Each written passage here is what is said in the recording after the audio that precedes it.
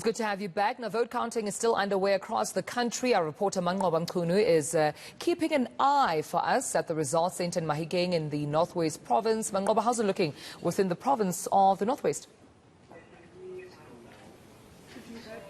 Well, certainly, Tumelo, we are now sitting at just over 49% of the vote that have been counted. And all indications at this stage is that the ANC has won or is in the lead in this particular province with just over 300,000 of the votes here. But interestingly, the ANC making major inroads in some of the municipality, but its biggest gain has been in Makosi Hill, where it managed to gain 13 of those seats in that municipality and control of that particular municipality. But also we're seeing the EFF making quite some inroads here in the Northwest, securing 16% of the votes and 14 of those seats with just over 106,000 votes. But at this particular point, it doesn't have any control of any municipality, while the DA, on the other hand, also does not have any control of any municipality here in the Northwest. It currently stands at just over 12.5% of the vote, and it has been able to claw some of its support back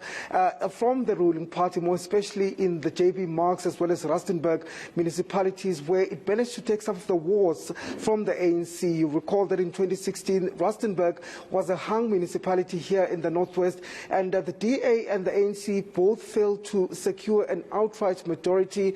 And you recall that back then the ANC had to go into a coalition with two of the organizations, the smaller parties in that particular municipality, which then enabled it to take control through a coalition government. But the EDA had also indicated, just going into this election, that it had wanted to take control of these two municipalities, the Rustenburg and JB Marks. But of course, at this particular stage, we are seeing those results trickle in. But the ANC quite confident, Tumelo, that they are going to win the Northwest Province and that they will retain control of most of these particular municipalities here. But what has been interesting is to see some of the smaller parties also making major inroads in this particular province. We're talking about parties like Forum for Service Delivery as well as Patriotic Alliance. They have seemed to have made some of the numbers here in this particular province in terms of the votes that have been tallied.